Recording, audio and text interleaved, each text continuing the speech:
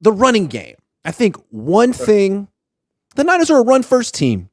So one place to look with the difference between Purdy and Lance and the impact they make on the offense is the running game. Let's start there because that's the sophisticated element of this offense.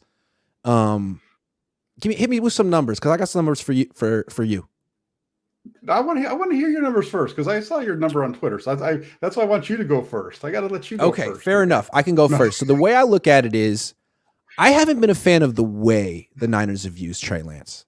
I feel like they've run him too much. I feel like the Bills and the Eagles run their quarterbacks because they have to. Like the Bills have no running game. The running backs suck, and Josh Allen's really good at it. Jalen Hurts is the best runner on the Eagles. Like he's really good at it, and they need him to do that for them to run. The Niners don't need to do that. Like the Niners have a really good running game. When Purdy is their quarterback, what do they average? 5.3 yards per carry down the stretch? And he's not even part of it. He's not even freaking part of it. Like they can run the ball without the quarterback being involved. They won an NFC Championship game literally just handing off and throwing 8 passes. So I feel like I just wanted to know, what are the Niners averaging when Trey Lance hands off in his starts? Because I feel like he's drawn so much attention, and 11-on-11 football is just math. So I went through the game logs, and the answer is 5.7 yards per carry when he just hands off. So I'm not saying, obviously he has to throw once in a while, but if he ever gets to ever start a game again for the 49ers, I would just say, Kyle, just start with the handoffs and go from there, because you might just have first down, second down, first down, second down, first down, second down, first down, touchdown. It might just go like that. I mean, you see what happens. Mm-hmm. You know, and that's what we saw with Lance in week 2 against Seattle. Was they just right down the field. They didn't get into the end zone before they had to kick a field goal, but know they moved right down the field, and I think he threw one pass on the first possession. It was a short one that gained some nice yardage after the catch and all that kind of stuff. But yeah, 100%. That's I'm with you on that. You continue to run the ball, and that's what's interesting here. So here's the other number, right? So you said with Lance, it's 5.7 yards per carry on handoffs. Mm-hmm. If you do the same thing with Brock Purdy on handoffs, so basically what you're doing is taking out the quarterback. Taking out anything that has to do with him. Yes, he's at 5.8 during the regular season. Boom. How about that? Now, what I do want to say is he had the wonderful benefit of getting to play with Christian McCaffrey, but that's a very eye-opening number. That's amazing. It's amazing. Yeah. Also, big Jordan Mason out there. Jordan, that's what that's Jordan kind of Mason. It too. It's like if you wanted to start arguing against the Lance numbers, you're saying, but 51 of those yards were the run by Debo against Seattle. And, sure. Then you got the one by Jordan Mason for sure. I definitely remember that. So you've got the big Jordan Mason run. You've got like the big run from Ray McCloud against Washington for 71 yards. So it all that's kind right. of, that's right. It all factors in. Absolutely. Yeah. No, I think it bodes well for both quarterbacks, honestly. It does. The Christian McCaffrey piece is interesting too, because you look at the numbers, and with Christian McCaffrey, Garoppolo's at 4.5. So with Christian McCaffrey from the Kansas City game until the time he went out against Miami, they were averaging 4.5 yards per carry with Christian McCaffrey, not always on the field, but after that. And I noticed, I was like, hey, this guy really isn't playing that well, but all of a sudden Brock Purdy comes in and you have to worry about his pocket movement, and boom. And I think that's the biggest thing is everybody's kind of gotten into Christian McCaffrey and his impact on the game, when in reality, Christian McCaffrey's biggest impact on the 49ers isn't in the run, it's in the pass. It's that ability for the quarterback to he's another wide receiver on the field. He's a really good running back, don't get me wrong. I thought that acquisition was huge for the 49ers. But he's a better receiver. Yes, his biggest impact is on the passing side. So if you want to see, when we're arguing with Lance going forward, it's not about the running game. It's about, can Lance match what Purdy did in the passing game with Brock Purdy, and we're going to see that during the preseason. Or fair. I just feel that with Lance, if they ever get in a rhythm and give him some time, they can become the best running attack in the league. And I don't know that they'll ever be that with Purdy. Now, they don't have to be that with Purdy. They could be more balanced. They could be more of a passing attack with Purdy. But with Lance, you go back to week 1, they ran the ball for a ton of yards against Chicago. And Chicago ended up being the number 1 rushing team in the league.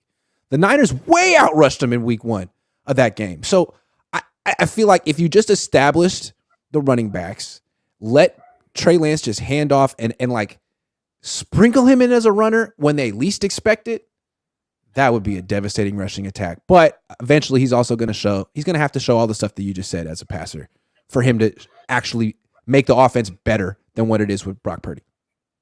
Overall. Yeah, we just haven't seen Lance at this point be able to really get to the outside, get to the edge in the running game. We haven't really been able to see him get. We've seen them try it. You know who can though?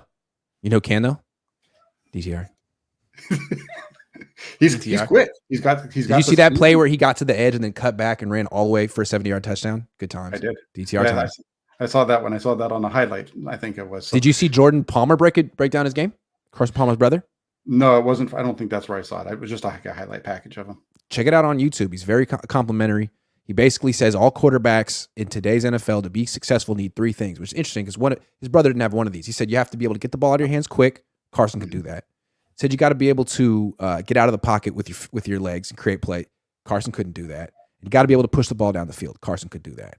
So that's the three things. And with Trey, I think the question is, can you get the ball out of your hands quick? That's been his issue, right? Yeah, that's it. It's can you get the ball out of your hands quick? Yeah, get it out quick and accurately to those underneath guys. Yeah, if he can do that, I mean, he can push the ball down the field. He can scramble. He should be a good quarterback. But if you can't hit the layups, you're not a good quarterback. I don't know what he can do. He hasn't played enough. Everything about him is a small sample size, so I don't really know. It seemed like he could hit the layups in college, so I guess we'll see. That is the hard part, is that it's we don't have the sample size. The injury just kind of, last year, that's the big problem with the injury that he had last year, was he should have had an entire season of development, and that went out the window. And now he's just now getting back to, really throwing fully.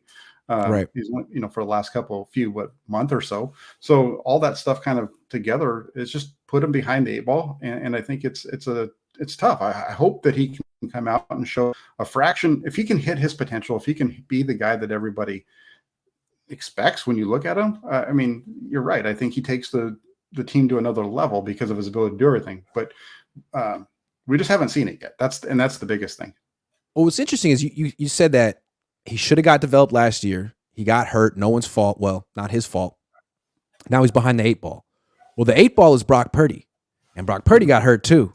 So all of a sudden, it's not good, but all of a sudden there is an opportunity for Trey that really shouldn't be there. Like if Brock Purdy weren't hurt, it'd be over. It'd be over. But he is hurt, and it's serious, and you don't know what he's going to be like when he comes back. You don't know when he's going to come back, what he's going to be like. A lot of questions. So all of a sudden, the Trey Lance door opens again, and it's worthwhile to just find out. And I hope Kyle has a better game plan for weeks 1 and 2 if it comes to that than he did last year, because I thought it was very much, let's run Lance. Let's run Lance. It's like, man, if you really had to rank the Niners ball carriers, where would he rank? There's probably 5 or 6 guys I'd rather have running the ball than him. Just saying. I mean, you can't say that about the Bills.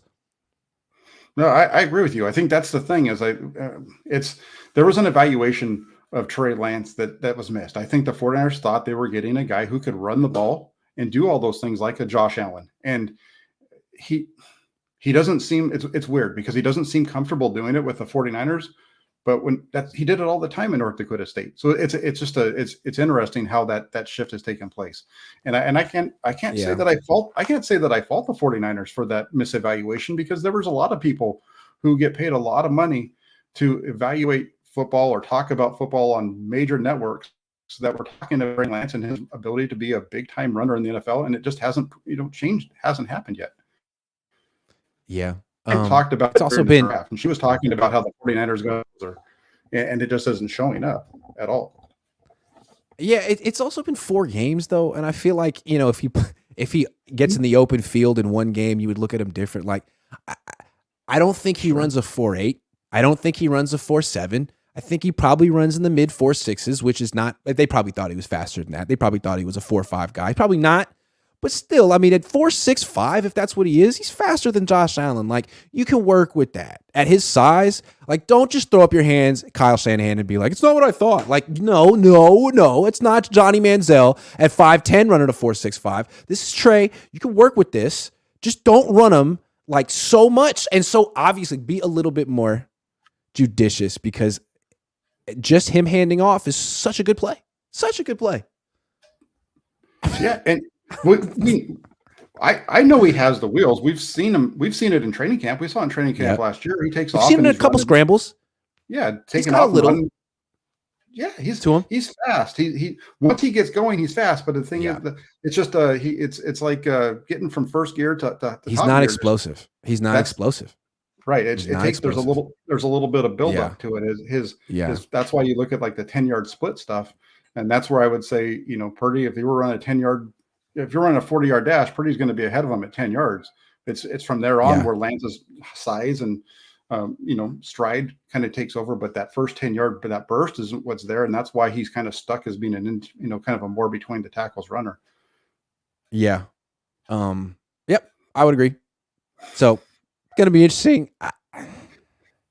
I guess I just feel like with Kyle, if he drafts DTR, I think it'd be a big step for him because DTR plays for he plays for Chip Kelly. He plays for a spread offense. And I kind of feel like Kyle and his dad scout the offense more than they scout the player. And I feel like you can see that with Trey. I feel like they wanted Trey to be Justin Fields. But Justin Fields was at Ohio State playing in a spread offense, and so they wrote him off. And they're like, well, this guy is just the same athlete, but he's under center. And it's like, no, he's not the same athlete. And this is the athlete you wanted, but you projected all of that onto him because you like this offense better. And I think that's a common mistake you see when people evaluate quarterbacks in general. It's just when you read the evaluation, it's like, are you talking about the player or the system? Yeah. Uh-huh. No, I see that. I see like between Lance and Fields, the biggest difference was Fields wasn't playing under the center. He wasn't doing all the things that the 49ers do. So you couldn't see him running all the 49er stuff. Mm-hmm. You also didn't see him necessarily integrated into the running game, I think, as much as Lance was at North Dakota State. And so I think that's part of it too. You see, and even now with the Bears to an extent, a lot of his bigger plays are coming off of he's able to get to the edge and scrambles and the runs there. And I just feel like he's a much better runner overall than you have with Trey Lance. It's just come out that way. And I think the reason they liked Lance more than Fields is when you watch them play, the decision making of Lance was a little bit better than Fields. Fields just kind of seemed to get I think the difference Fields was freelance. I guess I'd say freelancing more than what Lance does, and I think that's why kind of what leads them towards Trey. And he still does, and maybe he didn't perform as well in the S2 cognitive test because Trey Lance did perform well on that. But all I know is that Lamar Jackson is, as far as like athleticism, it's right there with Lamar and bigger. He's great. Mm-hmm. And I wouldn't write him off. I mean, if you put him on the Eagles, I mention them every single stream. If you put him on the Eagles, I think he could do everything Jalen Hurts does. Yeah, I think he could too. I don't doubt that. He can make all the. That's the thing. I mean, most teams don't throw the ball deep all that often. They do push the ball down. The over 20-yard percentage throws is kind of similar, but he hits them more than the other teams. I think that if you put Justin Fields on a team with a good coaching staff and all the playmakers that he had in Philadelphia last year around Jalen Hurts, I think that you're talking about Justin Fields in the way that everybody's talking about Hurts right now. Exactly. So it's important to remember that Justin Fields has the misfortune of playing for the Chicago Bears, who, I don't know, they seem to hate their quarterbacks as much as the Niners do. But at least they added some, they're trying to add some pieces around them, and we'll see how it works out. They did. Although that's not my breakout team in the NFC. I think Detroit has got a leg up on Chicago. I think Detroit's going to win that division. Yeah, I wouldn't argue against them. I think it's going to be between Detroit and Minnesota. Those are the top two. I think Minnesota might be a little bit better because they changed out their defensive coordinator. If their defensive coordinator is better, that's a team to watch out for because offensively they're good. With the defense is what held them back so much last year. It's true. Detroit, I really like Detroit. I thought they were one of the better teams towards the end of last year. And it's funny because the team that ultimately knocked them out, the quarterback whose team ultimately knocked the Lions out of the playoffs last year. Sam Darnold. That's right. Don't sleep on Big Sam. Christian Chip says, wait till Parag gets to Yorkshire. Do you think Parag has to move to the UK? Like, is that He's the owner of the team. Like, how do you own the team from here? I mean, it depends on what he has over there for his management stuff, right? Because I don't know if you how much soccer you watch. I got into soccer a little bit over the last year because I watched Welcome to Wrexham, which is a show about the Wrexham soccer team that is owned by Ryan Reynolds and Rob McElhenney. Oh, I've heard of that. Yes. Yeah. So I got into I've gotten into soccer from that to a certain extent. They're nowhere near the level of that, but they have good management there and they fly back and forth because they're more on the East Coast. And I don't know. I think that he probably should be spending most of his time out there. I don't think Leeds is doing all that well right now. Yeah. He had the nerve to call the Niners a lemonade stand, before the Yorks got there. And now, because that explains why he's going to do so well at Leeds. I'm trying to look at how many championships does Leeds have? I'm looking on Wikipedia. It says return to the championship. Have they ever won a championship ever? They've been around since the 1920s. Because this seems like if Parag's as good as he thinks he is, he's gonna turn Leeds United into Manchester United. Let's see you do it. If I think if it comes down to Parag having to do anything, he's probably going to turn them into more of a team that's like one of the guys over here in the comment section says they're going to be relegated and they're going to start working their way out of the Premier League and down to the lower levels. I'm rooting against Leeds now. I don't know why. I don't blame you. Imagine if the NFL, American football needs to come up with a premier system. They need to have the NFL, USFL, and XFL, something like that, and then you can like bump teams up and down, right? So we can get That'd be so great. We can get the Raiders and bump them down to the USFL, bump up the Memphis Showboats, whatever. That'd be a lot of fun. I think it'd be phenomenal. Absolutely. This should definitely happen. Andrew says, with all these young quarterbacks, what's Greasy's track record with developing young quarterbacks? If he isn't the guy, who could the Niners get that's better than him? What would Kyle say? Well, we don't really develop our quarterbacks. They kind of do that in the offseason. Brian's really here to help them through the stresses and trials and tribulations of the season. Right? Isn't that what he would say? He said something. It'd be something like that, I think. But I think that I thought that Greasy did a pretty good job last year. I mean, other than Josh Johnson, the quarterbacks that came in for the 49ers, I think, Lance played okay. We know the weather situation that kind of was around there, and he wasn't anything really different. I felt like Garoppolo played okay, and then you had a rookie 7th round draft pick come in and almost take you to the Super Bowl. So I felt like Greasy did just fine. I think the best thing he did last year was see it on film with Brock, along with Kubiak and Steve Slowick. Those three props, because I didn't even totally overlook Brock Purdy. I looked at him for 2 seconds. I was like, they just drafted CJ Beathard again, didn't they? But no, he could actually move. Corey Soto says, wait, so now the emerging consensus is Darnold will be QB1 to start the season. This whole QB situation is dumber and dumber and dumberer. It's interesting that everyone's hot take is that that's going to happen. I don't think that's going to happen. I think the Niners probably have a better chance to make something out of Lance than Darnold, personally, considering Darnold's had chances. I don't know. I know the national guys are out there saying that it's, if it's not Purdy, that it's going to be Sam Darnold. I don't know if I agree with that. I think that's I think it's a real competition, and Trey Lance has a really good shot of being the guy that does it. If he's better than Sam Darnold and playing better than him in the training camp, and he's doing everything, I don't see why you'd start Sam Darnold just to start him. I think it's Trey Lance. Yeah. Also, when we overanalyze his throwing videos, I think it's important to remember that the guy hasn't been throwing since he injured his ankle. Like that was bad. He missed a lot of time. So he's back to, square one in a sense. And I think it's kind of unrealistic to expect wholesale changes. The process starts now. And that's why the last 2 years has been so disappointing. But he's not even 23 yet. He turns 23 in like 3 weeks. Yeah. No, that's 100%. That's it. He just started throwing again. Right around the time of the combine. So you can't throw if your ankle's jacked up. So yeah, it makes sense. And it's, hopefully you get a lot more slow-mo, shots of a really tight spiral to get you through the the rest of the offseason. And one more point before we go. We mentioned, you got to draft another quarterback. Brock Purdy, we talk about it a lot. He didn't have that much arm strength to begin with, and now he's coming back from a UCL injury. Like, will the arm be an issue? Well, what about Trey? We just talked about how he's not quite as fast as not slow, but he's not quite as fast as you'd hoped for a dual threat. Like, he's already like the lower end of desired speed for a dual threat quarterback. Like, is he still a dual threat quarterback? Or, because like Dak doesn't look like a dual threat quarterback anymore. Dak looks slow as hell. Is that going to be Trey, or is Trey? Like, we don't know. So, and then you got Darnold, who just right now the results say he sucks. So yeah, you got to bring another quarterback.